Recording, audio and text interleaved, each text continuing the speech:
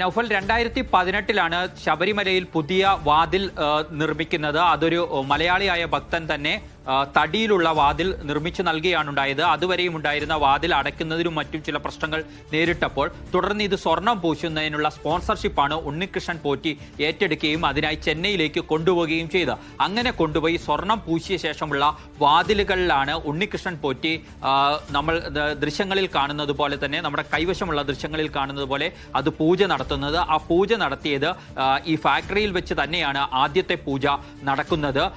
അത് സ്വർണ്ണ വാതിലിന്റെ പൂജയാണ്. ആ ചടങ്ങിലാണ് ജയറാമും വീരമണിയും അടക്കമുള്ളവർ പങ്കെടുക്കുന്നത്. ഇരുവരും പങ്കെടുത്തത് ഉണ്ണികൃഷ്ണൻ പോറ്റിയുടെ തന്നെ ക്ഷണപ്രകാരമായിരുന്നു എന്ന് വ്യക്തമാക്കപ്പെട്ടിട്ടുണ്ട്. അന്ന് അവിടെ വെച്ച് തമിഴ് മാധ്യമങ്ങളോട് ജയറാം സംസാരിക്കുകയും ചെയ്തിട്ടുണ്ട്. അത് സംസാരിക്കുമ്പോൾ വിശദീകരിക്കുന്ന കാര്യം എന്ന് പറയുന്നത് പ്രധാനമായും വിശദീകരിക്കുന്ന കാര്യം ഇതിനു മുമ്പ് പീഠത്തിൽ പൂജ നടത്താൻ കർപ്പൂരം കത്തിക്കാനുള്ള സൗഭാഗ്യം തനിക്ക് ലഭിച്ചിരുന്നു. അതിനുശേഷമാണ് ഇപ്പോൾ ഇത് നടത്തുന്നത് എന്ന് കൂടി പറയുന്നുണ്ട്. ആ ആദ്യത്തെ ചടങ്ങ് നടന്നിരിക്കുന്നത് കോട്ടയത്താണ് എന്ന് പിന്നീട് ഇന്ന് നമ്മളോട് സംസാരിക്കുമ്പോൾ തന്നെ ജയറാം വിശദീകരിക്കുന്നുണ്ട്. അതിനുശേഷമാണ് ഈ സ്വർണ്ണവാതിൽ അവിടെ സ്വർണം പൂശാനായി എത്തിക്കുന്നതും ആ ചെന്നൈയിലെ ഫാക്ടറിയിൽ വെച്ച് നടത്തിയ പൂജയിൽ പങ്കെടുക്കുകയും ചെയ്യുന്നു. ഇതിനു പിന്നാലെ ഈ സ്വർണ്ണവാതിൽ തിരികെ സ്ഥാപിച്ച ശേഷം, അതായത് അത് കൊണ്ടുവന്ന് പുതിയത് സ്ഥാപിച്ച ശേഷമാണ് ഉണ്ണികൃഷ്ണൻ പോറ്റി തന്നെ ദേവസ്വം ബോർഡിനെ സമീപിക്കുകയാണ്. ഈ പുതിയ വാതിൽ സ്ഥാപിച്ചതോടുകൂടി ദ്വാരകപാലക ശില്പത്തിലെ പാളികൾക്ക് മങ്ങൽ, അതിന് വേണ്ടത്ര തിളക്കമില്ല എന്ന് ചൂണ്ടിക്കാണിക്കുന്നു. തുടർന്ന് അതുകൂടി സ്വർണം പൂശാനുള്ള സ്പോൺസർഷിപ്പ് ഉണ്ണികൃഷ്ണൻ പോറ്റി ഏറ്റെടുക്കുന്നു.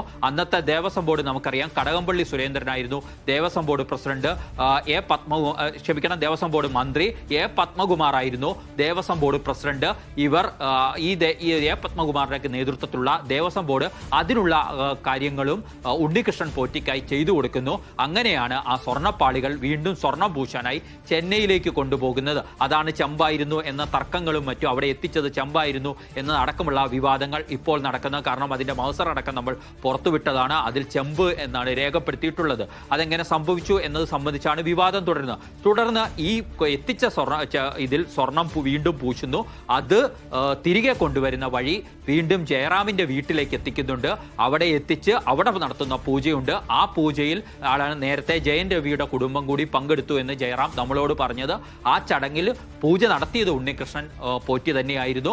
മാത്രമല്ല ഉണ്ണികൃഷ്ണൻ പോറ്റിയുടെ ഭാര്യയും മകളും അടക്കമുള്ള കുടുംബാംഗങ്ങൾ കൂടി ആ ചടങ്ങിൽ പങ്കെടുക്കുക കൂടി ചെയ്തിട്ടുണ്ട്. അതിന്റെ ചിത്രങ്ങളാണ് നമുക്ക് ലഭ്യമാവുകയും ചെയ്തിരിക്കുന്നത്. ആദ്യം നമ്മൾ കാണിച്ചത് സ്വർണ്ണവാതിലിന്റെ ദൃശ്യങ്ങളാണെങ്കിൽ മറ്റേത് സ്വർണ്ണപ്പാളിയുടെ ഉപയോഗിച്ച് ധാരകവാരക ശില്പത്തിന്റെ രൂപത്തിലേക്ക് ആ 14 പാളികൾ ചേർത്ത് വെച്ച ശേഷം ജയറാമിന്റെ വീട്ടിൽ നടത്തിയ പൂജയുടെ ചിത്രങ്ങളുമാണ് നമ്മൾ ഇപ്പോൾ ലഭ്യമാക്കിയിരിക്കുന്നത്.